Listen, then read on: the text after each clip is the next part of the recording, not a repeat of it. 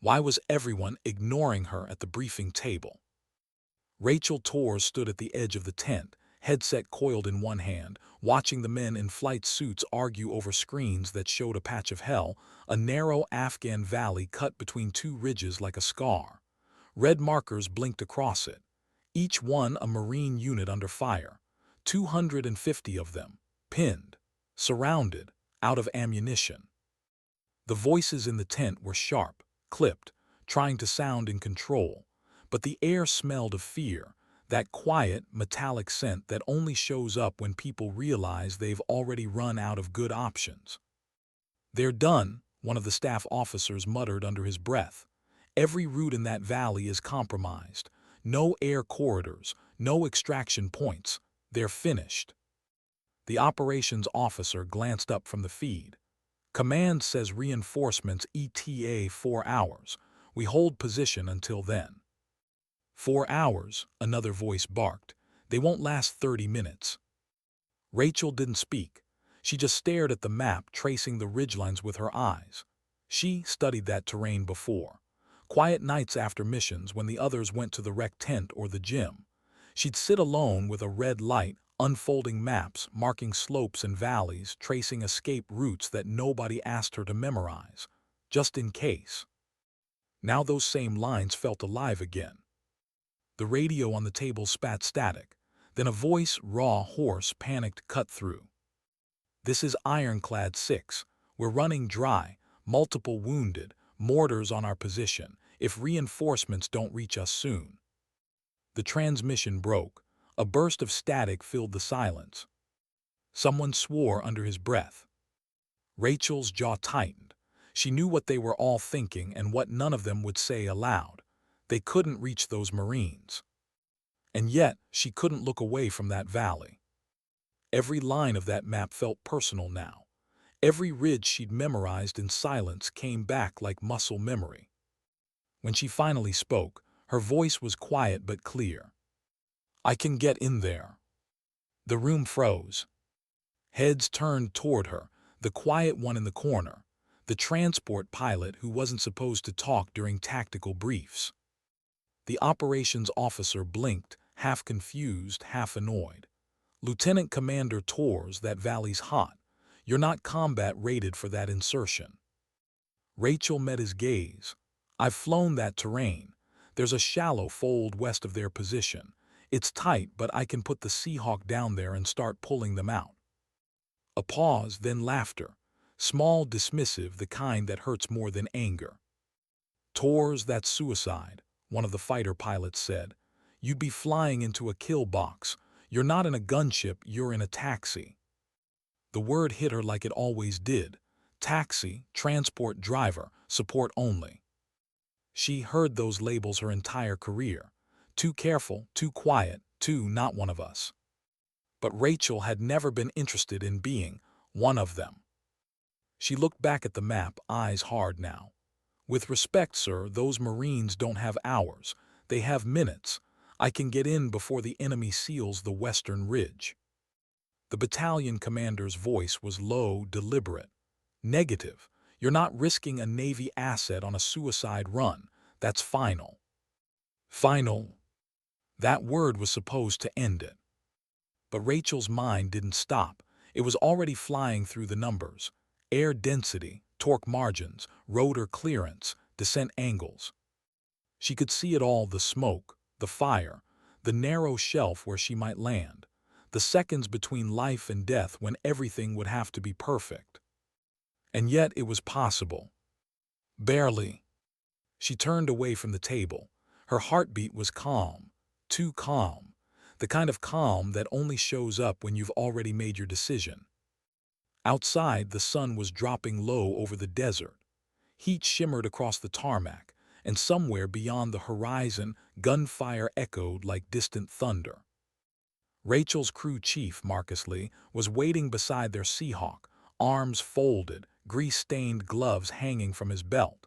He knew that look on her face. "What did they say?" he asked. "They said no." He studied her for a long moment. "And what are we saying?" Rachel glanced at the helicopter. Its gray skin was scarred from months of hard flying. The paint was faded, the rotor blades chipped at the tips, but she trusted this machine like she trusted her own heartbeat. "We're wheels up in 5, she said. Lee didn't argue, he never did. He just nodded once, turned, and started prepping the bird. Rachel walked slowly around the Seahawk, running her hand along the fuselage, checking panels, feeling the hum of the machine like she was saying goodbye. For a second, she thought about her father, the longshoreman back in Corpus Christi, who used to say, "A machine's just metal until you give it purpose. Then it becomes a promise." She exhaled softly. This was her promise. In the distance, the radio chatter continued. Reports of casualties, ammunition counts dropping, frantic calls for air cover that would never come. Rachel climbed into the cockpit, helmet under her arm. The interior smelled of oil and dust, and something faintly metallic, the scent of every mission she'd ever flown. She strapped in, flipped the master switches, and the Seahawk came alive. The low whine of the turbines rose into a steady thrum that shook the ground. Lee climbed in beside her, tightening his harness. "Command's going to hang us for this." "Maybe," Rachel said, "but not today." The rotor blades spun faster, blurring into motion. Dust whipped across the pad. Back in the command tent, a controller looked up from his screen. Sir, we've got a Seahawk spooling up on pad 2. No flight plan." The battalion commander's head snapped up. "Who authorized?" But the transmission cut out, drowned by the thunder of rotor blades. Rachel's voice came through the radio, calm and clear. "Any station, this is Seahawk 2-1, inbound to Grid 7-9er. 250 Marines stranded, requesting immediate extraction support. If this is unauthorized, fine, but they're not dying on my watch." Static, then silence. And then, nothing but the sound of a helicopter slicing through the desert sky. The first few minutes of flight were smooth, too smooth. The horizon glowed orange and gold, a quiet deception hiding the chaos ahead. Rachel flew low, just above the ridges, using the terrain to mask her radar signature. The Seahawk bucked gently as pockets of hot air rose from the desert floor. Lee's voice crackled in her headset. "We're picking up chatter on the open net. Ironclad 6 still active. They're running dry, enemies tightening the perimeter." "Copy," Rachel said, 2 minutes out. She could see it now, faint plumes of smoke curling up from the valley ahead. The ridgelines looked like teeth, jagged and dark against the fading light. Through her NVG display, the battlefield came alive. Muzzle flashes flickered along the slopes. Tracers arced through the air like red lightning. Lee swore under his breath, "That's a hornet's nest, ma'am." Rachel's eyes stayed locked on the valley floor. "We've flown into worse." She hadn't, not really, but she wasn't about to admit that. She throttled down, dropping altitude fast, feeling the weight of the helicopter shift as air pressure thickened near the valley floor. Gunfire echoed, faint at first, then sharper. The Seahawk rattled as a few rounds clipped the airframe. Nothing critical, not yet. Lee leaned toward the door, scanning through the sight. "Contact left ridge, 40 shooters minimum, more on the east slope. They've got every escape line covered." Rachel's jaw tightened, except one. She banked hard to the right, the helicopter tilting as she threaded through a narrow pass. Dust and smoke filled the cabin.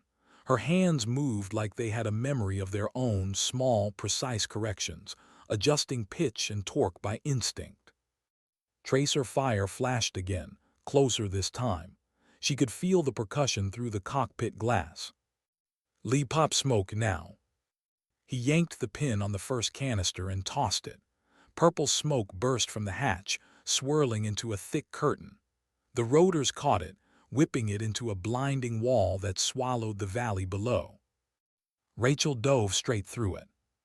For 3 seconds, everything was color and chaos. Dust, smoke, flashes of light, then the narrow fold appeared below, exactly where she remembered it from the map. Hold on, she said quietly. The Seahawk dropped like a stone, then flared hard. The skid slammed into rock. The shock hit her spine like a hammer. Lee was already yelling, "Go, go, go." Through the haze, Marines appeared, running, stumbling, carrying the wounded. Their faces were streaked with blood and dirt. Rachel kept her eyes on the gauges. Torque spiked, temp rising, too heavy already. 10 aboard, Lee shouted. 12. Rounds pinged off the fuselage. Sparks flared. Rachel waited. One more second, 2. 14. She pulled collective. The Seahawk groaned, lifting inches, then a foot, then another. "Come on, girl," she whispered. "Just give me sky." And the helicopter clawed upward, dragging itself out of the fold with brute defiance. Behind them, enemy gunfire erupted, wild and desperate. Bullets tore through the smoke. One round cracked the tail. Warning lights flared amber. Rachel didn't flinch. She banked hard, turning the Seahawk into the wind, using the ridge as a shield. Lee shouted something, but she barely heard him. Her world had narrowed to vibrations, altitudes, and instinct. When the valley finally dropped behind them, she exhaled, one slow, shaky breath that didn't feel like relief. She looked at the Marines crammed in the back, 14 men staring at her with a mix of disbelief and awe. One of them caught her gaze through the open door and mouthed something. She couldn't hear it, but she knew what he said. "Thank you." Rachel turned back to the horizon. The fight wasn't over, not even close. She still had 236 Marines left to bring home. And she wasn't planning to leave a single one behind. Why didn't she feel relief? The first batch of Marines stumbled off the Seahawk, coughing, limping, some crying silently as they hit the tarmac. Dust still clung to their uniforms, blood streaked down their arms. Medics ran to meet them, shouting numbers and triage calls. The air reeked of jet fuel and burnt powder. Rachel Torres sat motionless in the cockpit, hands locked on the controls even after the rotors began to wind down. Her body was trembling, but her mind was still in that valley, seeing muzzle flashes, feeling the vibration of bullets snapping past the fuselage. 14, she had pulled out 14, 236 still trapped. She should have felt something: pride, relief, victory, but all she felt was time slipping away. Lee tore off his headset, voice ragged. "We made it, ma'am. You pulled off the impossible." Rachel finally looked at him, eyes hollow. "We're not done." He blinked, following her gaze to the empty valley on the screen inside the command tent, the one still flashing with red markers. "You can't mean." "Refuel," she cut him off. "Rearm flares, load fresh smoke, we're going back." Before Lee could reply, a group of officers stormed across the flight line. Their faces were thunderclouds. The battalion commander in front, jaw clenched, voice already raised before he reached her. "Lieutenant Commander Torres, you disobeyed a direct order. You left without clearance. You endangered your crew and your aircraft." Rachel slowly unstrapped and stepped out of the cockpit. Her flight suit was streaked with dust, her cheek still smeared with blood from a fragment that had grazed her mid-flight. She looked smaller than the machine behind her, but somehow heavier, like the air itself bent around her. "Sir," she said quietly, "I got 14 Marines out." The commander's jaw worked. He opened his mouth, then shut it again. Around them, the rescued Marines had formed a loose semicircle, watching. Some were leaning on each other for support, still bleeding, still shaking, but they were alive. One of them, a young corporal, spoke up. "She saved us, sir. If she hadn't come, we'd be gone." The commander turned on him, but the Marine didn't flinch. "With all due respect, sir, we're standing here because of her." Silence spread. The sound of the helicopter's dying rotors was the only thing left. The commander exhaled sharply, eyes flicking from the corporal to Rachel. "Refuel her, bird," he said finally, his voice low but steady. "And if she's going back, we're supporting her this time." Rachel didn't nod. She didn't smile. She just turned, climbed back into the Seahawk, and started flipping switches again.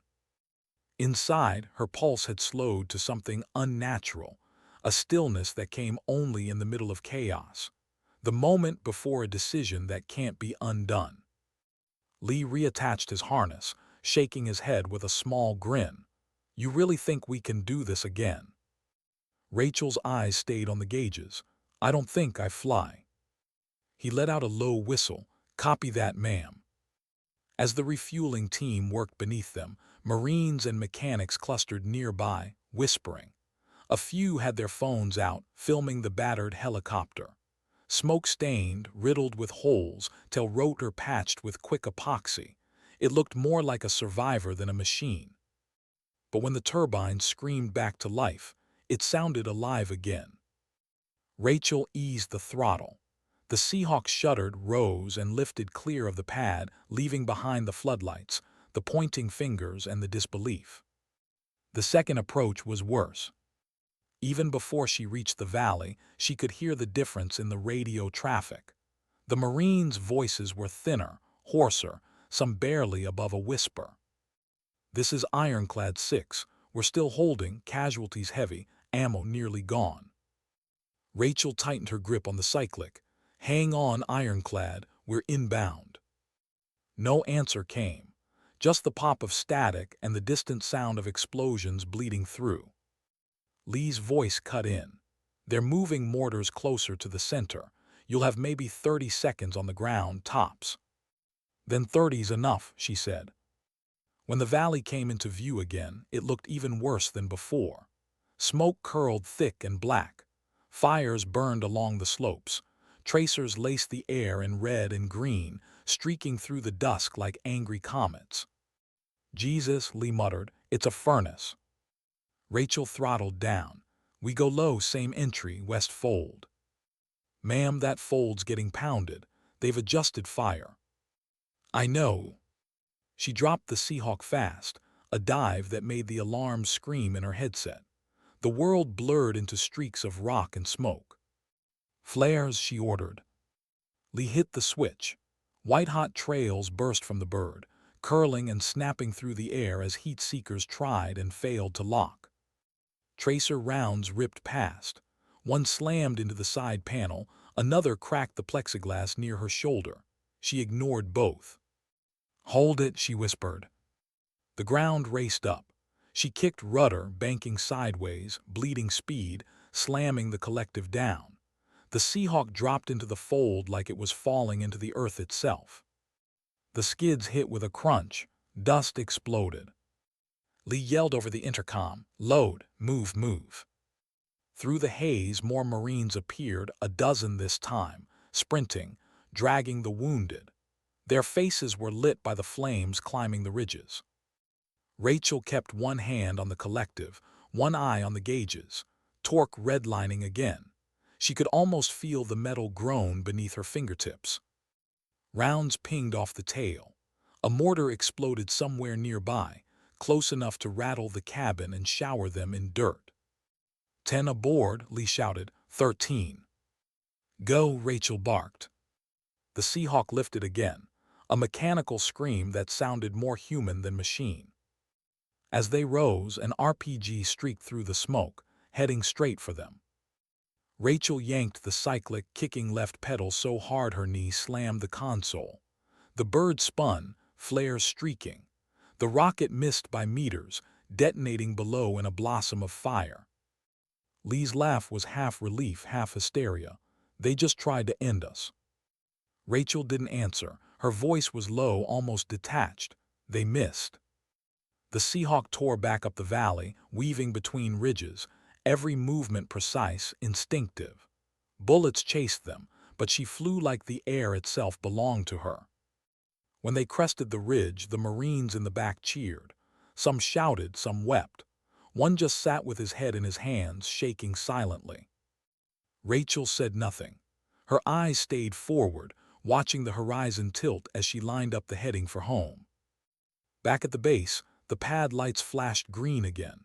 Ground crews ran as she came in low, dust kicking up like a storm. The Seahawk hit hard, skids flexing. The engines were howling, but she didn't shut them down. "Refuel and reload," she called over the intercom. "We're going again." Lee blinked at her, sweat running down his face. "Ma'am, the bird's bleeding hydraulic fluid. You take another hit, she won't hold together." Rachel turned to him. Her voice was soft, but her eyes didn't move. "Then she just has to hold long enough." Lee nodded once, no hesitation, "Copy." The ground crew looked at the holes in the fuselage, the chipped rotor tips, the blackened paint. It didn't look like a machine that should still fly, but no one dared argue, not after what they'd just seen. Within minutes, the Seahawk was fueled again, countermeasures restocked, smoke grenades tossed into the cabin. Rachel didn't step out once. She just checked her instruments, flexed her fingers, and said quietly, "We're going back." And for the first time that day, the entire base watched her lift, not with disbelief this time, but with silence. The kind of silence reserved for things that don't make sense, but somehow you're grateful they exist. The third trip began before the sun had fully vanished. The sky had turned blood red, the kind of light that made every ridge look sharper, every shadow deeper. Lee's voice came through the headset. "They're calling you an angel on the radio, ma'am. Marines say they can hear the rotors before they see you. Say it sounds like hope." Rachel's lips twitched. "Let's give them one more miracle then." The Seahawk banked, nose down, diving back into the inferno. By the time she reached the valley again, it looked like the earth itself was bleeding. The smoke was so thick her NVG feed was nearly useless. She had to fly half by instrument, half by instinct, reading the shadows, feeling the pressure shifts under her fingertips. "Contacts on both ridges," Lee warned. "They've learned our pattern." Rachel's pulse didn't change. "Then we change it." She cut power, nosed up, then dropped into a brutal sideslip, the Seahawk sliding sideways through the air like a falling blade. Rotor wash turned the smoke into a swirling barrier that hid them completely. Lee laughed, wild and breathless. "You're insane." Rachel's voice was even. "I trained for this." They hit the fold again, harder this time. Metal shrieked. One skid bent, but they held. The Marines didn't hesitate. They ran into the smoke, silhouettes against the firelight, hauling their wounded, shouting to each other over the roar. "Come on," Lee yelled. "Load it up." Rachel felt every pound through the controls. 14 more, then another, then another. The helicopter sagged, groaning. Warning lights flashed amber. "Now or never," she muttered. She pulled, teeth gritted. The Seahawk lifted, just barely clearing the ridge as tracer fire stitched the air beneath them. And when they finally broke free of the valley, the horizon wide and open before them again, Rachel realized her hands were bleeding, cuts from the cracked glass, blood smearing the throttle. She hadn't even felt it. Lee looked at her, half grinning, half shaking his head. "That's 3 runs, ma'am. You just brought home nearly 50 souls." Rachel exhaled slowly, voice distant. 200 left. She banked toward base. The night swallowed them whole. Behind her, in the valley that still burned, a Marine radio operator whispered into his mic, voice trembling but alive. "She came back again. Tell command she's coming back again." And somewhere high above the smoke, Rachel Torres steadied her hands on the controls, eyes fixed on the horizon, flying toward the one thing she could never escape, the duty she'd chosen, and the silence that came with it. She wasn't flying for orders anymore. She wasn't even flying for survival. She was flying because they were still down there. And until every single one of them was home, Rachel Torres wasn't done. How many times can one person stare at death before she stops counting? Rachel Torres sat inside the Seahawk, helmet still on, fingers trembling against the cyclic. Her gloves were slick with sweat, streaked with grime. The smell of hot metal filled the cabin, oil, fuel, gunpowder, and something else she couldn't name. The rotors above her still ticked as they cooled, clicking like a heartbeat refusing to quit. The base lights glared through the windshield, too bright, too clean. Out there in the valley it was all shadow and blood. Here it felt wrong, too still. 14 saved, then another dozen, then another 16. 60-plus Marines alive because she'd refused to stop, 200 more still trapped. And for the first time, she could feel the exhaustion crawling up her spine. Not the kind that sleep fixed, the kind that came from fighting the clock, the odds, and the voice that whispered you can't keep this up. Lee slid into the co-pilot's seat, wiping grease from his hands. Hydraulics are patched for now. Rotors cracked, tail booms got a new hole in it. Birds bleeding, ma'am. Rachel didn't look at him. Her eyes were still on the valley map glowing faintly on her tablet. She'll hold. Lee leaned back. We both know that's a lie. Rachel said nothing. She zoomed in on the ridges, tracing them with a fingertip like she'd done 100 times before. She could almost feel the wind between them. Outside, mechanics shouted to each other. One of them called up, "Ma'am, this helicopter's done. You take her out again, she's not coming back." Rachel turned her head, eyes flat. Then she'll die doing what she was built for. The mechanic stared, opened his mouth, then closed it. There was something in her tone that killed every argument before it started. Lee exhaled slowly. They're right, you know. I know. He hesitated, then why? Rachel's hands stilled on the map. The silence stretched. Finally, she said, because they do it for me. Lee blinked, that was it, no speech. No drama, just truth. He nodded once, then let's get her ready. The third refuel took less than 3 minutes. By now the whole base was helping. Ammunition handlers, ground crews, even clerks from the ops tent, everyone was working the line. Someone tossed her a bottle of water. She didn't drink it. She poured it over her face instead, washing away dust and sweat, then strapped back in. The Seahawk roared awake, engines whining in protest. It sounded tired, like it wanted to rest. Rachel didn't give it the chance. As the bird lifted, the ground crew stepped back, shading their faces from the dust. None of them spoke. They just watched her go, a gray shape disappearing into the dying light. The radio crackled as soon as she cleared the ridge. This is Ironclad 6, we're losing ground. Ammo's almost gone. Mortars inside 100 meters. We're running out of time. Rachel keyed her mic. Copy Ironclad, I'm inbound. There was a pause, then the Marine's voice again, quieter. Whoever you are, Godspeed. Lee muttered, they still don't believe it's us. Rachel's lips twitched, they will. The valley opened ahead, now a sea of fire. The smoke was thicker, the air hotter, the light a strange, bruised orange that made everything shimmer. Enemy fire had doubled. They learned her pattern. Contacts West Ridge, Lee called. Heavy machine guns, they're waiting for you this time. Rachel's heartbeat didn't change. We'll change the rules. She dove lower than before, hugging the terrain, the Seahawk skimming so close to the rocks that dust sprayed the windshield. The rotors clawed at the air, screaming. Lee swore, they'll chew us up down here. Only if they can see us. She cut power. The bird dropped. For a heartbeat they were weightless, falling. Then she kicked rudder, swung the nose, and used the valley wall itself as cover. Gunfire snapped overhead, missing by meters. Smoke, she ordered. Lee pulled the pins. Purple and red clouds burst from both doors, swirling behind them. Now we climb. She yanked collective.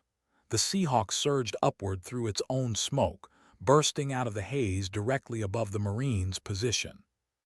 Below, the survivors stared upward, mouths open. Lee shouted over the comm, "You're clear, drop in." Rachel rolled the bird onto its side, the world spinning.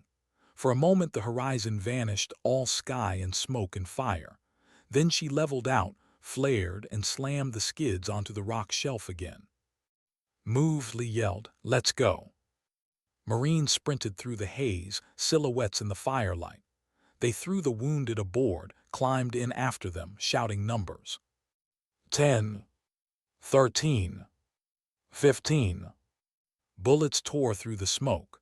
One round punched through the door, hitting a crate and spraying splinters across the cabin. Rachel held steady. Every vibration in the controls told her the Seahawk was minutes from falling apart.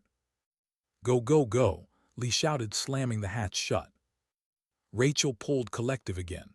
The helicopter lurched, groaned, then clawed into the sky. An explosion blossomed beneath them, the spot where they'd just been. The concussion rocked the airframe. Warning lights flared red. "Tail rotor hit," Lee barked. Rachel fought the controls, her arms screaming, compensating. The Seahawk bucked, spinning slightly, but she kept it level, guiding it through the smoke like threading a needle in a hurricane. "Come on," she muttered. "Stay with me, girl, not yet." The gauges danced between red and yellow. The smell of burning oil filled the cabin. But the horizon appeared again, the open desert, faint lights of the fob in the distance. They were out. Inside, the Marines clung to their rifles, silent. One of them reached forward, pressing a blood-streaked hand against the bulkhead, whispering something she couldn't hear. When the Seahawk touched down, cheers erupted. Ground crews rushed in, medics swarming the cabin. Rachel killed the engines, then sat there, helmet still on, eyes fixed on the horizon. The silence after the noise was deafening. Lee tore off his headset. "We made it again." Rachel didn't answer. Her eyes were glassy, distant. "Ma'am." She blinked. "How many?" He looked at the manifest, smudged with soot. 16 this time. She nodded once. "Refuel." "Rachel," his voice softened. "You've done 3 runs, you can't keep pushing. Look at you, your hands are shaking." She finally turned to him. "Then help me hold them steady." Lee stared at her, then sighed. "You're gonna get us killed." Rachel's voice dropped to a whisper.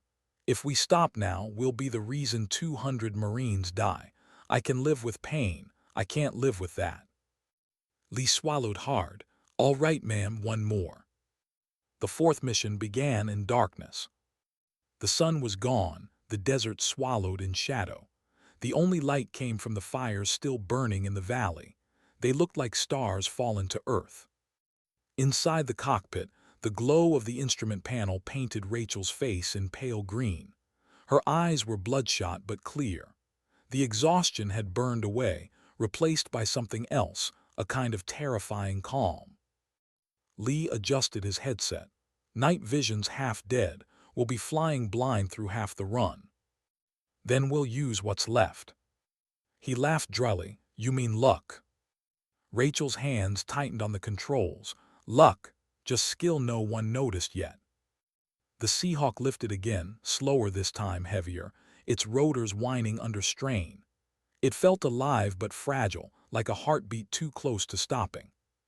They crossed the first ridge in silence. The world below was nothing but black and red, gunfire blinking like fireflies. Lee leaned forward, peering through the green haze of his scope. "They've set up heavy guns on the west slope. If we come in the same way, they'll cut us in half." Rachel adjusted the heading. "We won't." She banked north, following the curve of the ridge until the valley opened from a new angle, one no manual recommended. The drop was steep, almost vertical. Lee saw it and froze. "You can't be serious." "Trust me," she said. "I practiced this one in silence."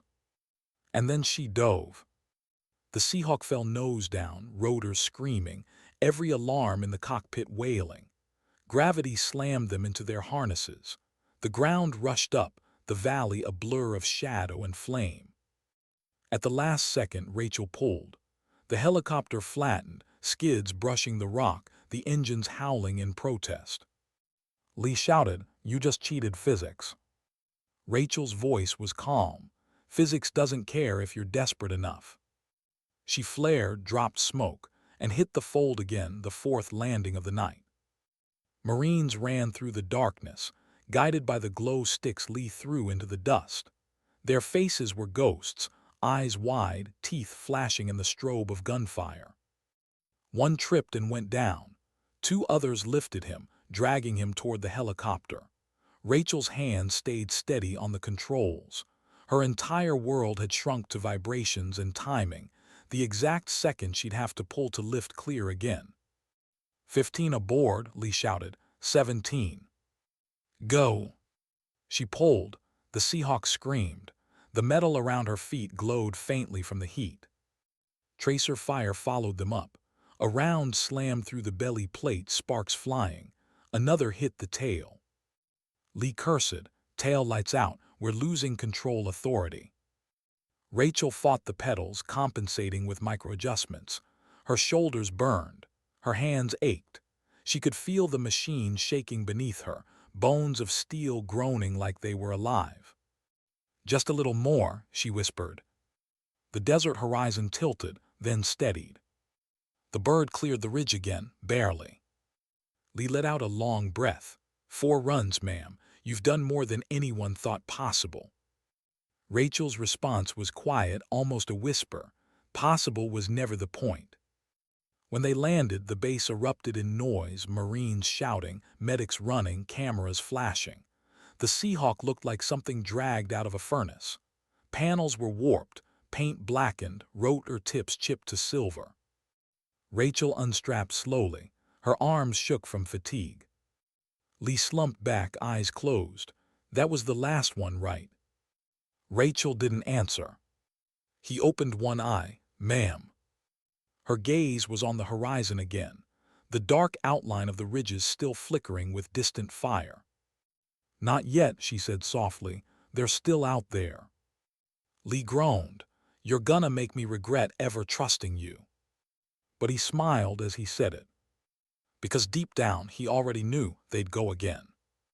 Somewhere in that burning valley, a young Marine whispered into his radio, voice barely a rasp. She came again. I don't know how, but she came again. And as the night deepened, the sound of distant rotors rolled across the mountains once more, faint at first, then growing louder, stronger. For the Marines trapped in the dirt, it didn't sound like a helicopter anymore. It sounded like a heartbeat. How much more could the machine take before it broke? Rachel Torres stood beside the Seahawk in the dark, her gloved hand resting on the battered fuselage. The metal was still warm from the last flight. A slow hiss of cooling systems filled the silence around her, the mechanical sound almost like breathing. The bird looked barely alive, riddled with bullet holes, panels scorched, tail boom patched with tape and prayer. Yet it still stood, somehow defying gravity and reason. She could feel her pulse thrumming in her fingertips as she traced one of the shrapnel dents. Each one told a story. Each one whispered the same thing. You shouldn't have survived that. But she had. Barely. Her reflection stared back from the dark glass of the cockpit, helmet under one arm, face streaked with sweat and dust, eyes sunken, pupils too wide. She looked like someone she didn't recognize anymore. Lee's voice broke the quiet behind her. You know, the crew's calling her a ghost now. Rachel turned slightly. He was leaning against a crate, drinking from a canteen, hands still shaking. She keeps coming back, he said. Half dead, full of holes, still flying. They're saying she's haunted. Rachel managed a faint smile. Maybe she is. Lee tossed the empty canteen aside. Haunted by us, maybe. They both fell silent. The base had gone quiet except for the occasional radio call. Somewhere far away, thunder echoed, or maybe it was artillery. She couldn't tell anymore. The horizon still glowed faintly red, like the sky itself refused to rest. Rachel took a deep breath. Fuel her. Lee blinked. You serious? She didn't answer. He shook his head, laughing softly, not from humor but disbelief. You're gonna break both of us, you know that. Rachel's eyes lifted to the valley, still burning in the distance. They're not out yet. Lee exhaled through his nose, then nodded. Fine, let's go bring the rest of them home. By the time they were airborne again, the night had turned cold. The desert wind cut through the open vents, biting at the sweat on Rachel's neck. Her arms ached from gripping the controls. Every muscle screamed from hours of tension. But her mind was sharper than ever, a strange kind of clarity that came after exhaustion burned everything else away. She flew low under radar, the Seahawk moving like a shadow over the sand. The stars above were sharp, unblinking, a million silent witnesses. Lee's voice came softly through the intercom. "You ever think about how this ends?" Rachel kept her eyes on the horizon. "Always." He nodded slowly, and she hesitated. "Doesn't matter how it ends, just how many we bring back before it does." For a while, neither of them spoke. Then the valley came into view again, and Rachel's gut went cold. It wasn't the same place anymore. The fire had spread, the smoke thicker, the ridges crawling with muzzle flashes. Enemy reinforcements had arrived, dozens of them, maybe hundreds. Lee's voice was tight. "They've got the ridges lit up like Christmas. We can't go in the same way." Rachel's hands tightened. "We won't." She veered off course, circling wide around the north slope, using the darkness as her ally. The Seahawk hugged the terrain, so low that dust trailed behind the skids. But the radio chatter told her what she didn't want to hear. "This is Ironclad 6. We've got wounded on every line. Ammo's gone. Hand-to-hand contact at the east perimeter. We can't hold much longer." Rachel closed her eyes for half a second. That voice, steady even in chaos, was fatting. Lee was watching her. "We can't make more than one run this time. You know that, right?" Rachel nodded. "Then we make it count." The Seahawk slipped through the last stretch of sky like a ghost. Rachel used every trick she'd ever learned, every scrap of training, every instinct sharpened by failure. She killed her lights, cut power just enough to let gravity pull them in silence. Through the haze, she could see them now, faint outlines of Marines, small clusters huddled behind wreckage and rock. Her breath caught. There were fewer than before. Lee's voice cracked over the headset. "West Ridge, RPG teams." Rachel reacted before she thought. She yanked the cyclic, rolling the bird into a sideways slide. Two rockets streaked through the air where she'd been seconds ago. The blast lit the valley in white light, painting the chaos in slow motion. She dropped smoke, dove through it, and flared hard. The Seahawk hit the ground like a hammer. The skids cracked. The tail screamed. Lee shouted, "You're out of your mind, ma'am." Rachel didn't hear him. "Go," she barked. "Get them in." Marines rushed through the smoke, dirty, bleeding, eyes wild. Some dragged the wounded. Some fired blindly into the darkness behind them. Rounds slammed into the hull. Sparks danced across the windshield. A bullet tore through the cabin wall, grazing a Marine's shoulder. He didn't even stop. 10 aboard. 13. 14. Lee grabbed the last man, hauling him by his vest. "We're full." Rachel slammed the collective. The Seahawk tried to lift, then sagged. The engine coughed, sputtered. Warning lights exploded across the console. Lee cursed, "Torque spike, we're overweight." Rachel's eyes darted to the gauges, everything red. She didn't have power to clear the ridge. "Throw weight," she shouted. "Ammo boxes, gear, anything that's not breathing." Lee and two Marines heaved crates out the hatch. The helicopter jerked upward, still trembling. "Come on," Rachel whispered. "Come on, girl." The engine screamed, rotors clawing for lift. The Seahawk rose inch by inch, shaking like a dying heart. Tracer fire chased them. One round hit the tail boom. Another shattered the left window.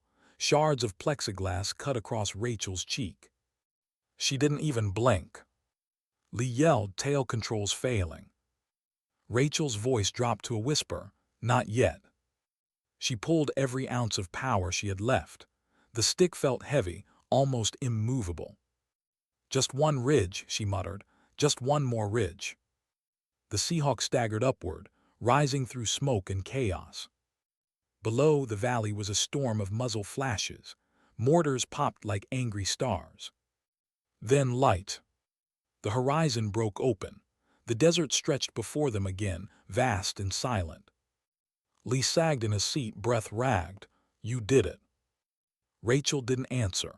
She was staring at the gauges, the fuel warning blinking red, hydraulic pressure falling fast. The Seahawk was dying. Get ready to auto-rotate, she said quietly. Lee froze. What? If the tail gives out, we won't have control. You'll have to jump clear when I set her down. Lee stared at her, realizing what she meant. You're not planning to. Rachel's voice was soft, steady. I'm not leaving them in the bird, not this time. He started to argue, then stopped. There was no convincing her. There never was. He leaned back, jaw tight. Then let's make it home before she quits. The flight back felt endless. Every vibration in the fuselage was a prayer waiting to fail. The tail rotor was coughing, skipping rhythm. The gauges flickered like dying stars. Lee called out numbers, his voice trembling now. Hydraulics down to 20%. Fuel 30 seconds to bingo. Rachel nodded. Copy. Ma'am. I know. He swallowed. If we go down, I just want to say. Don't, she interrupted softly. We're not there yet. And then a sound like metal tearing. The tail boom lurched. The Seahawk rolled violently. Lee shouted, we're losing it. Rachel fought the controls, muscles screaming. The world spun, stars, ground, stars again. Cut power, Lee yelled. Negative. She leveled the nose, forced the helicopter upright and flared. The skids hit dirt hard, dragging across the desert in a shower of sparks. The Seahawk skidded, rolled, then slammed to a stop on its side. Silence. Smoke poured from the engine. Sparks danced along the panels. The rotors spun lazily, whining to a stop. Rachel's ears rang. Her vision blurred. Her shoulder burned, dislocated maybe. Lee's voice cut through the ringing. Ma'am, you okay? She tried to move. Pain shot down her arm. I'm fine, get them out. The Marines in the cabin were already kicking the hatch open, hauling the wounded into the sand. Someone yelled for medics. Rachel crawled out last, dragging her helmet behind her. She looked back at the Seahawk, broken, smoking, half buried in the dirt. Her machine was gone. But the Marines were alive. All of them. Lee limped over, blood running from a cut above his eye. That was your last ride. Rachel managed a faint smile. Then it was worth it. The medics rushed in, voices blurring in the distance. Someone shouted for stretchers. Someone else yelled for the commander. Rachel just stood there, swaying slightly, watching the smoke rise from the wreckage. The desert wind caught her hair, carrying the smell of oil and dust. Behind her, the rescued Marines were being loaded onto vehicles, pale faces, bloodied hands, tired eyes, every one of them alive. She closed her eyes and whispered something under her breath. Maybe a prayer, maybe a promise. When she opened them again, the horizon was starting to lighten, the faintest hint of dawn breaking over the mountains. Lee followed her gaze. Sun's coming up. Rachel nodded slowly. Good, they'll see daylight again. At the base, word spread before they even arrived. The Seahawk had gone down short of the pad, but the crew and the last survivors had walked out. When the convoy reached the perimeter, Marines lined the road, every man and woman who had been pulled from that valley. Dirty, bandaged, still limping but standing tall. Rachel climbed from the transport, limping slightly, her flight suit torn, her helmet under one arm. The Marines turned toward her, and without a word they saluted. 250 hands raised at once. The sound of boots against the tarmac echoed like thunder. Rachel froze. The weight of it hit her harder than any impact. Lee whispered beside her, voice barely audible. They're saluting the one who came back. Rachel didn't speak. She couldn't. The desert wind blew across the line of soldiers, carrying dust and silence, the kind of silence that means everything. For a moment, the whole world seemed to stop. And in that stillness, Rachel Torres, the pilot they called support only, the one who wasn't supposed to change the outcome of anything, finally understood what she had done. She hadn't just flown a helicopter, she had flown a promise. A promise that no one would be left behind. And some promises are stronger than orders, stronger than doctrine, stronger than fear. Sometimes they're all that keep the world from falling apart. Why did silence feel louder than gunfire? The base was still. The night's chaos had dissolved into a gray dawn that stretched across the desert like an old scar. The air carried a strange calm, but beneath it lingered something heavier, the kind of silence that comes after too much noise, after too many miracles no one can explain. Rachel Torres sat alone outside the medical tent, her flight suit unzipped to the waist, one arm in a sling. Her left shoulder throbbed with every heartbeat, a dull, rhythmic pain. Dust clung to her hair. Dried blood streaked her cheek like war paint that refused to fade. Across the runway, the wreck of her Seahawk lay tilted on its side, its fuselage blackened, tail sheared off, panels punctured and folded like paper. Someone had draped a tarp over the cockpit. It looked less like a machine and more like a fallen comrade. She couldn't stop staring at it. The medics had cleared her hours ago, minor injuries, exhaustion, dehydration. Rest, they told her. You did enough. But the words didn't land, because enough didn't mean anything. Not after what she'd seen. Not after the faces she couldn't forget, the wounded Marines clutching her hands, whispering thank yous that sounded more like apologies. Lee appeared from the tent, a fresh bandage above his eyebrow, a cup of coffee in each hand. He sat beside her without a word and offered one. She took it, though her hands trembled too much to hold it steady. For a long moment, neither spoke. The sunrise crawled across the runway, turning the wreckage into gold. Finally, Lee broke the silence. Command wants to see you. Rachel's jaw tightened. Of course they do. They're not happy. They never are. He gave a faint, dry laugh. You did the impossible, ma'am. You brought them all back, every single one. That should count for something. Rachel looked down at her hands, scarred, trembling, still stained with grease and blood. It doesn't, not to them. Lee studied her. You don't believe that. She didn't answer, because part of her did. Inside the command tent, the air was thick with tension. A dozen officers stood in a half-circle, operations, intelligence, legal, and the battalion commander who had tried to stop her the night before. Their faces were stone. At the center, an admiral she didn't recognize waited behind a folding table, hands clasped behind his back. His uniform was crisp, his voice calm, but his eyes were sharp. Lieutenant Commander Torres, he began, you departed without authorization, violated direct orders, endangered your crew, and risked a naval aircraft in hostile territory. Do you acknowledge that? Rachel stood at attention. Her voice was steady. Yes, sir. Do you understand that such actions constitute insubordination and conduct unbecoming of an officer? Yes, sir. The admiral nodded slowly. Then tell me, why did you do it? The room waited. Every sound vanished. Even the faint hum of the air conditioners seemed to fade. Rachel met his eyes. Because 250 Marines were about to die, sir, and I could reach them. That's not an answer to my question, he said quietly. That's a justification. She held his gaze. Sometimes, sir, the only justification left is the right thing. A murmur rippled through the officers. The admiral raised a hand for silence. Do you have any idea, he asked, voice still even, what would have happened if you'd failed? Rachel nodded. Yes, sir, we'd be having this same meeting, just without 250 Marines alive to listen to it. The admiral studied her for a long moment. There was no anger in his expression, only thought. The battalion commander stepped forward, voice tight. Permission to speak freely, sir. Granted. Lieutenant Commander Torres disobeyed a direct order from my command. She took off without clearance, acted outside of protocol, and nearly destroyed a $20 million aircraft. He turned toward Rachel.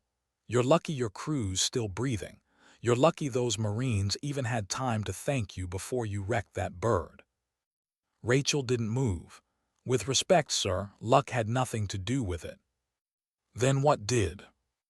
Rachel's voice dropped, quiet but sharper than steel. Preparation. Years of being told I wasn't good enough.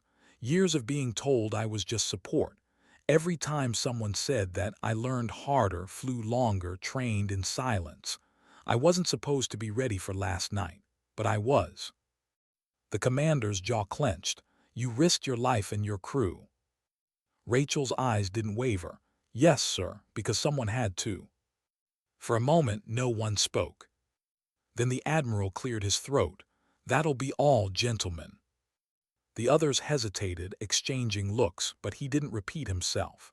They filed out one by one, leaving Rachel alone with him. When the tent finally emptied, the admiral stepped around the table and leaned against it, arms crossed. His tone softened. You know, Lieutenant Commander, I read your record on the flight in. It's spotless. Too spotless. No commendations, no reprimands, just quiet, like you've been hiding in the shadows your whole career. Rachel didn't respond. He nodded. I think I understand you better now. He gestured toward the window flap. You see that wreck out there? That helicopter shouldn't be on the ground right now. It should be a smoking crater at the bottom of that valley, but it's not. You brought it back 5 times. Rachel said nothing. Her throat was tight. The admiral watched her for a moment, then asked simply, Can you teach others how you did that? Rachel blinked, Sir. He repeated it slower. Can you teach others how you did that? She stared at him, realizing he wasn't mocking her. Yes, sir, I can. He nodded once. Good, because doctrine needs to catch up to reality. He straightened, voice firm again. You'll submit a full after-action report with every maneuver and contingency noted. Then I'll have training command reach out. What you did, reckless or not, has to be understood. Not everyone can have your instincts, but we can teach your thinking. He paused, and as for disobeying orders, we'll handle that quietly. Rachel frowned, Sir. He raised a hand. You saved 250 Americans. That's the only line in the report that matters. She swallowed hard. Yes, sir. As she turned to leave, he called after her, Lieutenant Commander. She stopped. The admiral's expression softened. The next time someone tells you you're just support, remind them that support is what keeps people alive. Rachel nodded once, Aye, sir. And then she walked out into the light. Outside, the Marines were waiting. 250 of them lined along the runway. Some still had bandages, others leaned on crutches. Every face turned toward her. As she stepped into view, the line stiffened not by command but by instinct. Then, one by one, they saluted. The sound of hands striking foreheads rippled through the air like a wave. Rachel froze, caught off guard. Lee appeared beside her, his sling still on, grinned small but proud. You've got an audience, ma'am.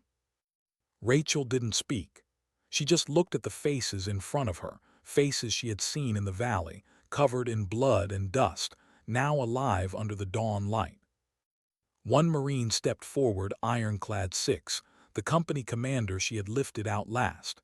His uniform was torn, his eyes rimmed red, but his voice was strong. Ma'am, he said, on behalf of every Marine under my command, thank you. You didn't just pull us out of hell. You reminded us what courage looks like. Rachel shook her head, voice barely audible. I just flew. Ironclad 6 smiled faintly. Maybe, but you flew when nobody else would. The Marines saluted again, and this time Rachel raised her hand in return. For a long moment, no one moved. The morning wind swept across the desert, tugging at the flags, carrying with it a kind of quiet dignity that no words could capture. Then, without ceremony, the Marines began to disperse. some patting her shoulder as they passed, others whispering a simple thank you before limping away. Lee stood beside her until the last of them were gone. When it was quiet again, he said softly, "What happens now?" Rachel looked at the wreck of her Seahawk. "Now we rebuild." He smirked, "The helicopter." Rachel's gaze shifted toward the horizon, the valley where it all began. The doctrine. Weeks passed. The story spread first through whispers, then through official channels. Someone leaked the radio recordings. Then came the photos. The battered Seahawk. The Marines lined on the runway. The quiet pilot who disobeyed orders and saved them all. At first, command tried to keep it internal, but it was too late. It had already become legend. Rachel hated the attention. She avoided interviews, refused TV requests, ignored the emails asking for hero statements. Instead, she sat in briefing rooms with young pilots, teaching them everything she'd done. The math, the maneuvers, the moments between fear and instinct where decisions lived or died. Her notebook, the one filled with hand-drawn diagrams and margins of notes, became standard study material. Tor's maneuvers, they started calling them. She hated the name, but she didn't fight it, because it meant something was changing. Doctrine shifted. Training manuals were rewritten. For the first time, pilots were told not just how to fly, but why. And quietly, in hangars and flight rooms, new recruits whispered her name with a mix of awe and disbelief. But Rachel never chased the legend. Most nights she walked to the hangar after everyone else had gone, sat beside the patched-up Seahawk, and just listened to the wind, to the hum of the cooling metal, to the silence she now called peace. She didn't need medals. She didn't need speeches. She just needed to remember. Because sometimes dignity doesn't speak. It simply acts. What happens after you survive the impossible? They say heroes go home, but Rachel Torres didn't know where that was anymore. The base was quieter now, new units rotating in, familiar faces leaving. The wreck of her Seahawk had been hauled to the far edge of the airfield, stripped of salvageable parts. All that remained was the empty shell, burned, hollow, silent. She still visited it every night. Sometimes she brought a mug of coffee. Sometimes she just stood there in the dark, fingers tracing the holes that had almost killed her. She never cried. She just listened to the desert wind sweeping through the broken fuselage, whispering like old ghosts. The others had moved on. The Marines she'd saved were scattered across hospitals and deployments. Command had pinned her medals she didn't ask for, handed her plaques she didn't touch, and told her she'd inspired a generation. She didn't feel inspired. She felt tired. One evening, a young ensign from Aviation Training Command found her sitting by the helicopter, sketchbook on her lap, pencil tracing out a rotor diagram.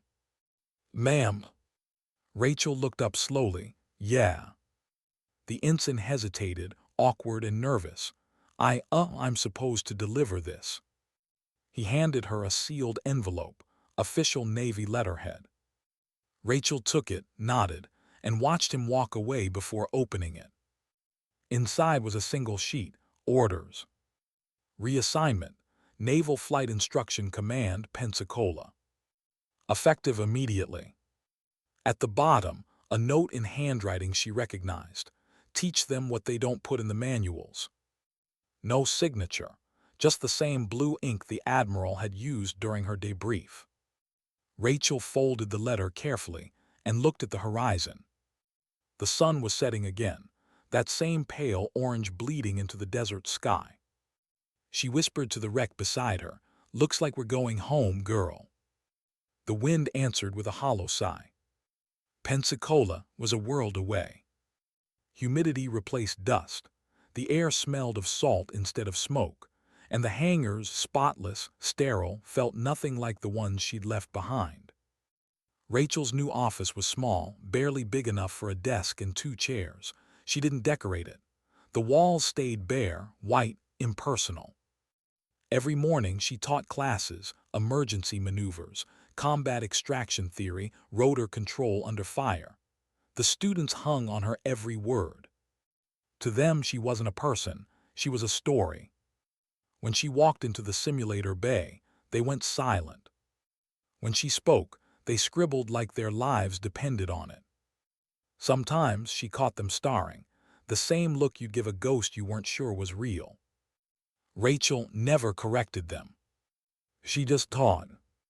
During one lecture, a cadet raised his hand. "Ma'am, can I ask you something off topic?" Rachel glanced up from the board. "Go ahead." He hesitated. "When you were in that valley, weren't you scared?" The question hung in the air like smoke. Every cadet stopped writing. Every eye turned toward her. Rachel put the marker down. "Yeah," she said softly, "I was terrified." The room went dead quiet. She took a breath. You'll hear a lot of people say courage means not being afraid. They're wrong. Courage means flying anyway. It means hearing that voice in your head telling you you're going to die and doing your job anyway because someone else won't live if you don't. The cadet swallowed hard. "So how do you stop being afraid?" Rachel smiled faintly. "You don't. You just learn to fly through it." The class stayed silent for a long time. Then she turned back to the board, eyes distant. "Fear isn't your enemy. Forgetting why you're afraid is." Months passed. Her days filled with structure: wake, train, teach, review, repeat. It should have felt like peace, but it didn't. At night she couldn't sleep. Every time she closed her eyes, she saw the valley again, the flares, the smoke, the faces in the dust. She'd wake up drenched in sweat, gasping, heart pounding like she was still in the cockpit. Sometimes she'd walk to the airfield just to hear the sound of rotors, real, alive, unbroken. The sound calmed her, reminded her she wasn't back there. Until the night she saw him again. It was past midnight, the hangars mostly dark. Rachel stood near the fence line, watching the lights flicker on the flight line when a figure approached. Couldn't sleep either. She turned Lee. Same grin, same posture, same exhaustion in his eyes. But his hair was shorter now, and his uniform bore a new insignia, instructor pilot.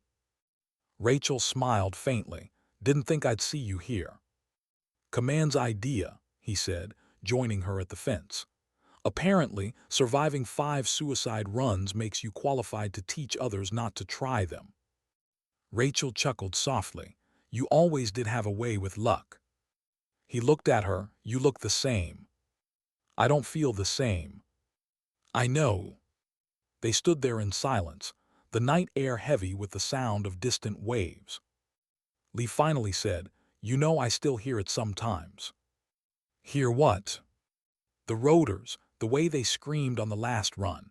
I'll be in a classroom or the grocery store and suddenly it's there again. I can smell the smoke, feel the vibration." Rachel nodded slowly. "It doesn't go away, you just learn to live with the echoes." Lee looked at her. "Does it ever stop?"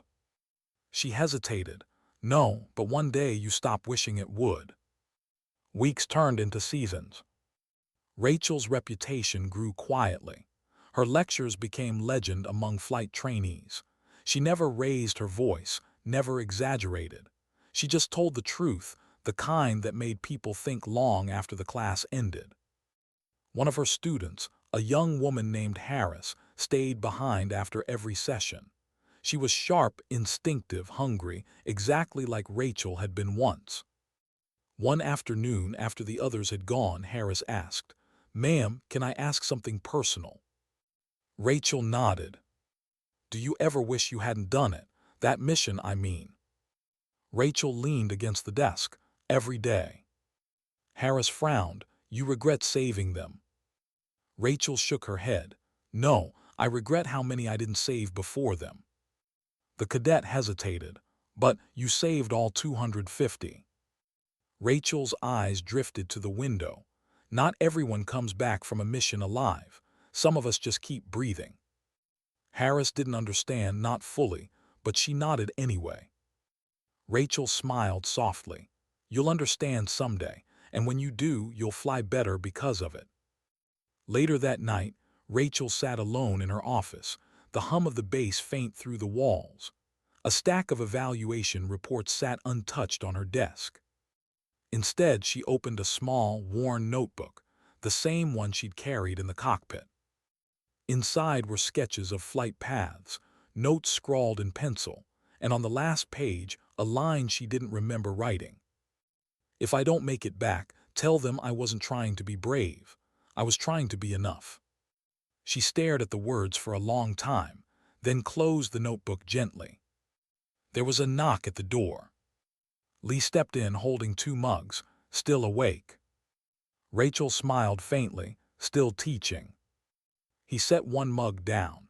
"They're saying you've got cadets volunteering for double sessions. You've become a myth, you know." She chuckled softly. "God help them if that's true." Lee sat across from her. "They need myths, especially the real ones." Rachel met his eyes. "Real myths don't end well." He raised an eyebrow. "You're still here, aren't you?" She paused, then nodded, barely. They sat in silence again, 2 ghosts who had learned how to live in daylight. Months later, Rachel stood on the tarmac again, watching a formation of young pilots take off for their first deployment. The engines roared, echoing across the airfield.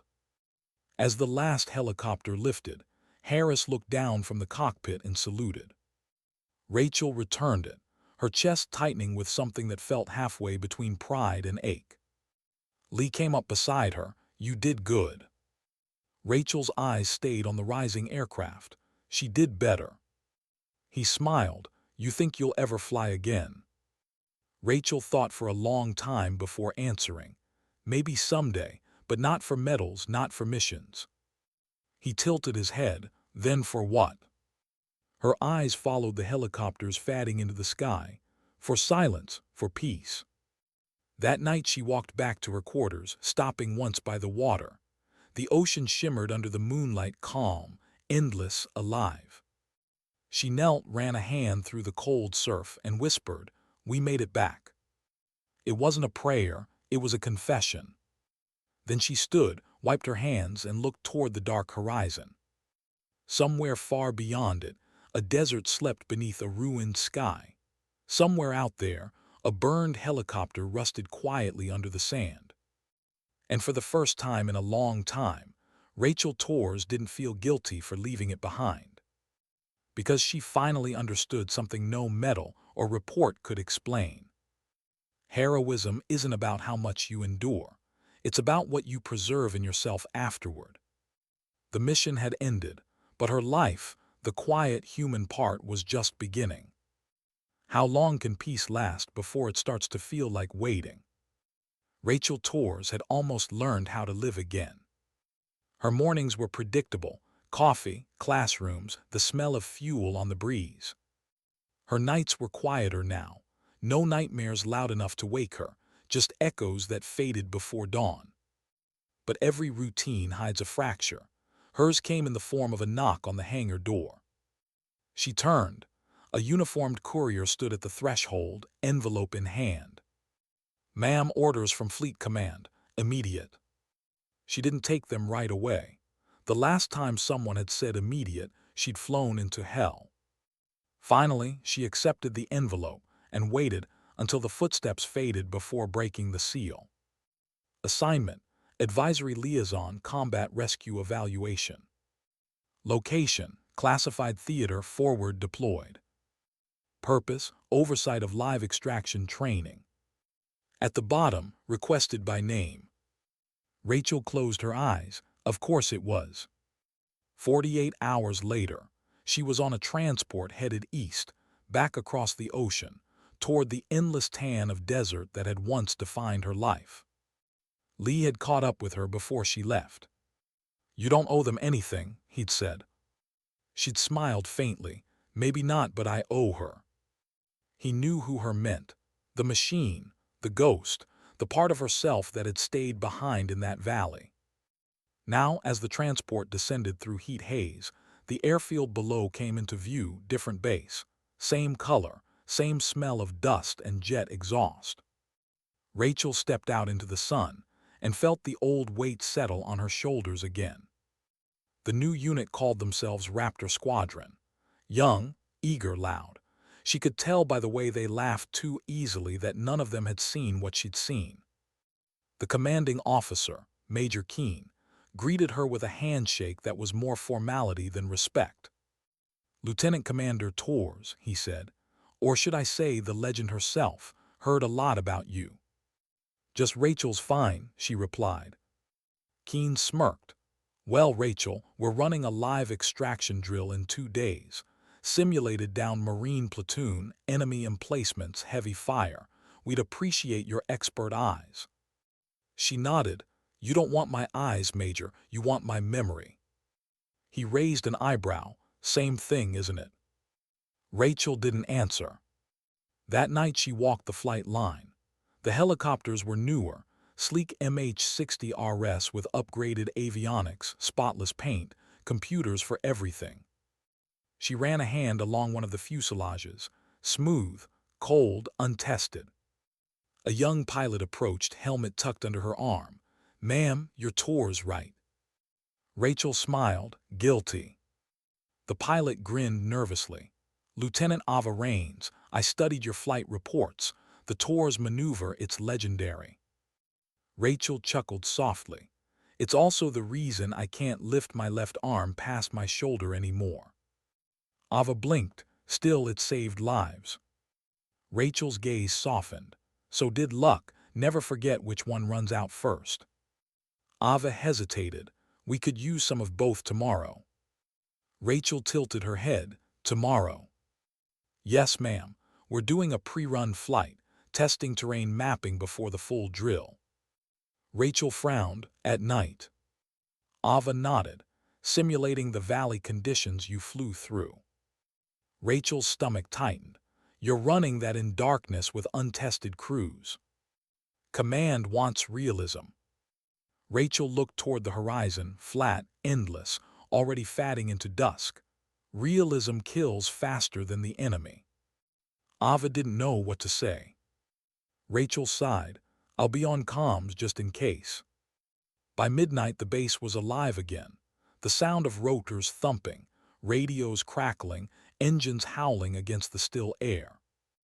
Rachel sat in the control trailer, headset on, watching the telemetry screens flicker. The exercise had barely started, and already she could feel the tension crawling beneath her skin. "Raptor 1, this is command. You're cleared for ingress." Ava's voice came over the line, bright, steady. "Copy that command, beginning run." Rachel leaned forward, eyes on the monitors. The dots representing the aircraft glided across the map, 2 transport Hawks, 1 gunship in escort. Perfect formation. For a few minutes, everything was textbook. Then came the tone she hadn't heard in years. Urgent, electronic, unmistakable.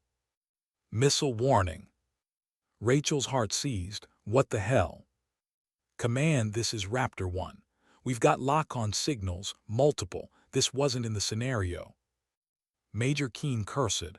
"It's a glitch. There's no live ordnance in that sector." Rachel's hands flew across the controls, eyes scanning. The sensors weren't lying. Something out there was painting them, real targeting, real weapons. "Raptor 1, break right, flare, flare, flare," she barked. Ava's voice cracked. "Copy flaring." On the monitor, one of the blips jerked sharply. The second blip vanished. Rachel's blood went cold. "Raptor 2's down," a tech whispered. "No," Rachel stood, headset cable taut. "What's their altitude?" "0, ma'am." Chaos filled the trailer.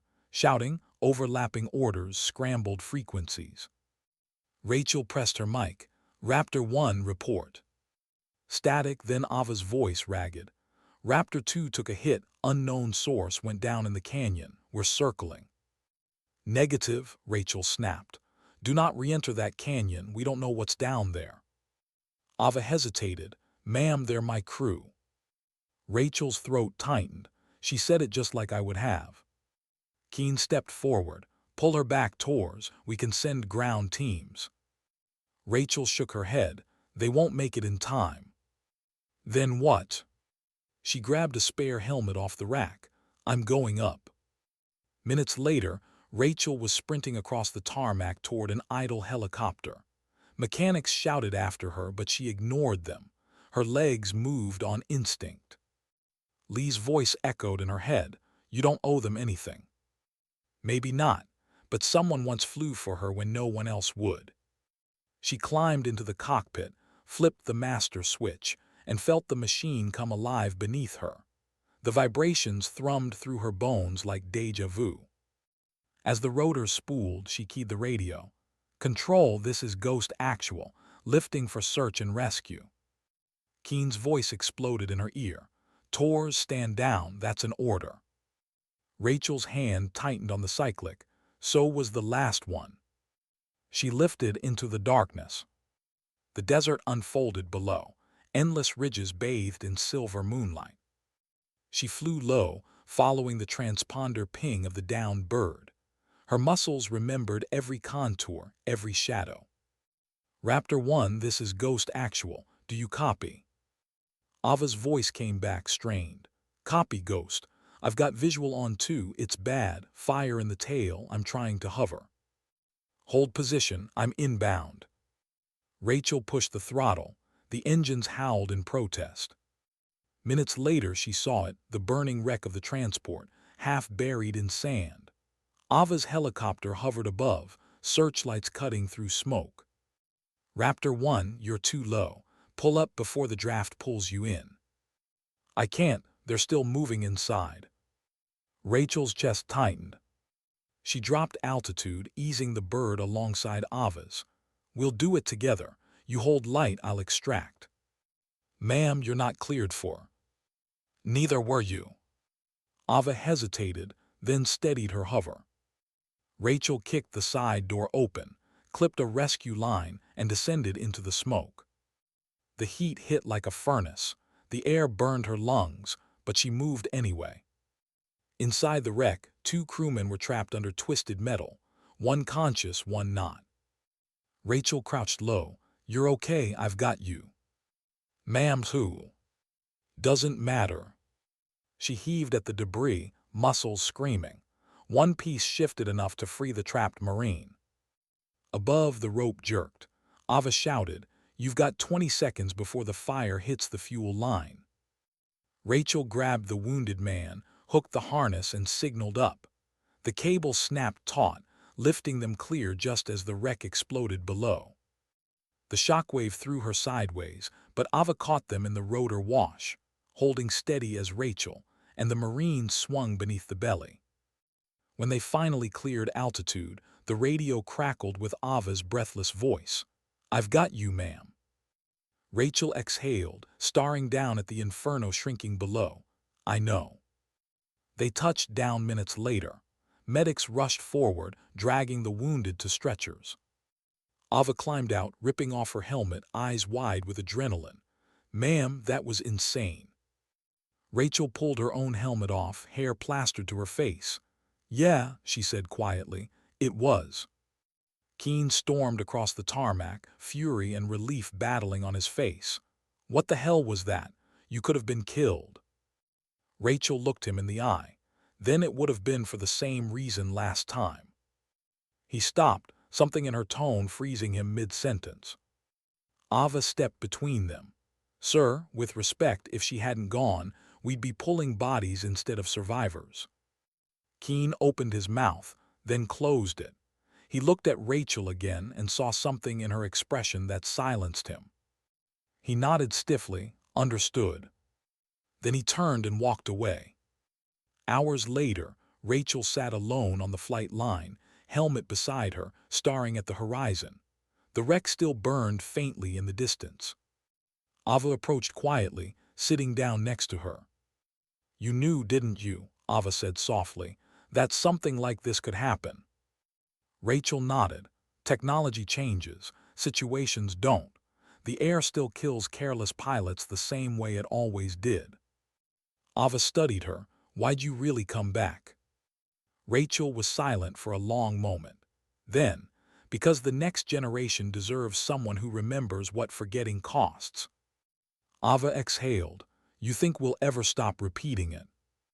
Rachel looked up at the stars, her voice barely above a whisper. Maybe not, but if even one of you learns faster than I did, maybe that's enough. The night wind swept across the tarmac, carrying the scent of smoke and oil.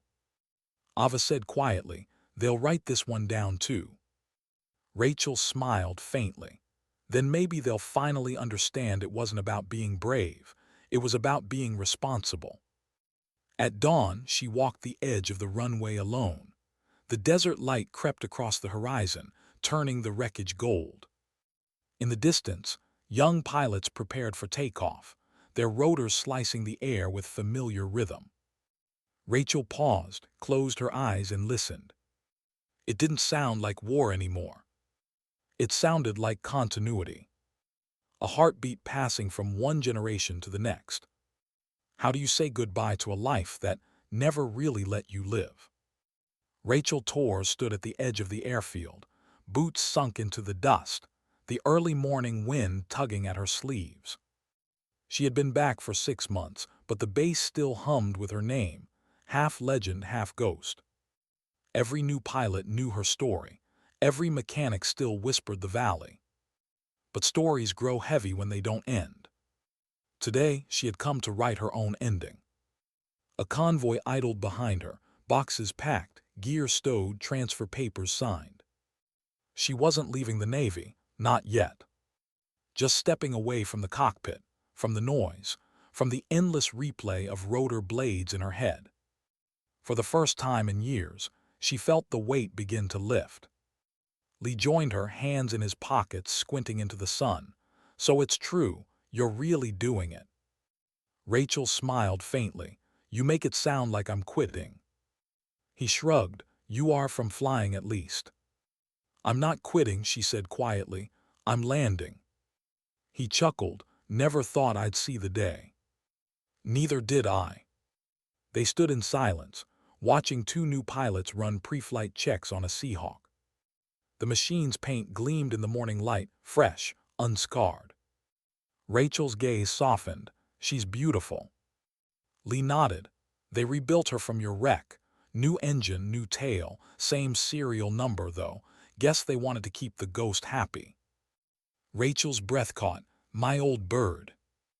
Reborn, he said. And guess who's taking her out today? A familiar voice called from the tarmac. Ava Raines, flight helmet in hand, saluting sharply. Permission to take off, ma'am. Rachel returned the salute. Permission granted. The rotors spun to life, thunder rolling across the field. Rachel and Lee stepped back as the wind whipped their clothes. Ava lifted gracefully, the Seahawk climbing into the bright sky. For a moment the sun caught on its hull, flashing like a mirror.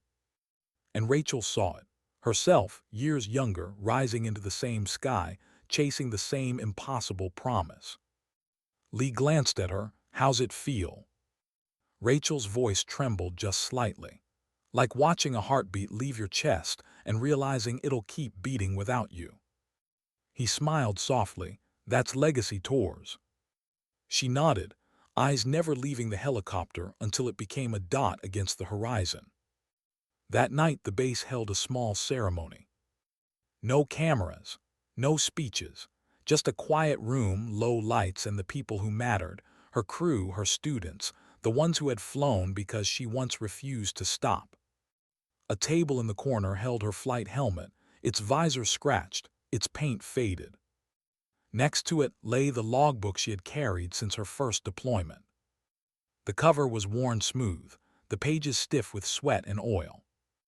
When the room fell silent, Lee raised a glass. To the woman who taught us that limits are just bad math. Laughter rippled softly. Rachel shook her head, smiling. To the crew who kept me honest. Ava stepped forward, holding something wrapped in cloth. We wanted you to have this. Rachel unwrapped it carefully. Inside was a single rotor blade segment, small, polished, engraved. For every heartbeat you carried through the sky. Rachel traced the words with her thumb, swallowing hard. "Thank you," she whispered. Later, long after everyone had gone, Rachel sat alone with the empty glasses and fading music. Outside, the desert was silver with moonlight. She opened her logbook one last time. The last entry was dated the night of the rescue, the valley, the crash, the silence that followed. Below it she wrote a final line. "Mission complete." She closed the book gently and set it beside the helmet. The next morning, she boarded a transport headed west. The airfield receded below, shrinking into a pattern of lines and light until it was just memory. Rachel watched through the window, the hum of the engine steady in her ears. For once, the sound didn't make her flinch. She thought about all the years she'd spent measuring her worth by motion, by how fast she could lift, how long she could hover, how many lives she could pull from the edge. Now she understood that stillness had its own kind of courage. She settled in a coastal town where the air tasted of salt and pine. A small cottage overlooked the water. She bought it because the wind off the sea reminded her of rotor wash, the same steady rhythm, just softer. She spent her mornings walking the beach, her afternoons helping at a rescue training center that taught civilian medics how to operate in crisis zones. No uniforms, no ranks, just people trying to save people. Sometimes one of them would recognize her name and ask, "Are you the Rachel Torres?" She'd smile faintly, "I used to be." Months passed like waves, quiet, predictable kind. Then one evening, as the sun bled into the horizon, a knock sounded at her door. When she opened it, a young woman stood there in a flight jacket too big for her shoulders. "Sorry to show up unannounced," the woman said. "My name's Harris. I trained under you at Pensacola." Rachel smiled. "I remember, you were the one who asked too many good questions." Harris laughed nervously. I just got back from deployment, wanted to say thank you.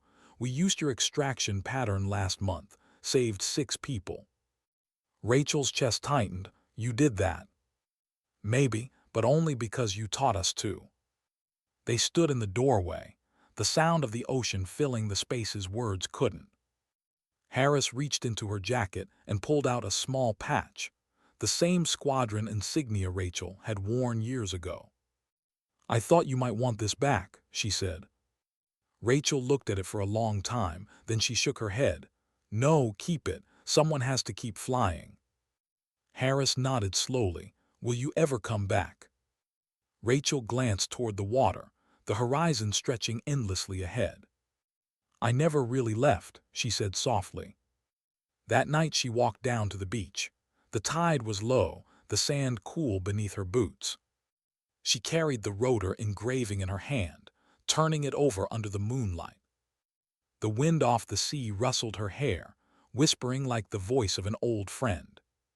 She closed her eyes and let the memory return, the weight of the controls, the vibration through the seat, the hum of the machine that had carried her through every fear she'd ever known. Then she knelt and pressed the metal into the sand, burying it just deep enough for the tide to find.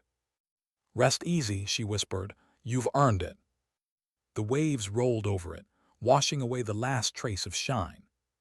She stood there until the water reached her boots, the moon painting silver paths across the surface. A gull cried overhead. Somewhere far away, a helicopter crossed the horizon, its silhouette small and distant, its rotors thumping softly against the sky. Rachel watched it until it disappeared into the clouds. And for the first time in years, she didn't feel the need to chase it. Weeks later, a letter arrived from Naval Command. Simple, formal. In recognition of extraordinary service and unyielding courage in combat rescue operations, Lieutenant Commander Rachel Torres is hereby retired with honors. She set the paper on her table, looked out the window at the sea, and smiled. Retired, not grounded, just free. That evening she poured 2 cups of coffee, one for herself, one for the empty chair across from her. She raised hers toward it, to the ones who didn't come back, and to the ones who did. The chair, of course, said nothing, but the silence felt like company. As the years passed, her story faded into the background noise of military folklore. The recruits still learned the Tor's maneuver, but few remembered the woman behind it. That was how she wanted it, because legends are just stories that forget the cost.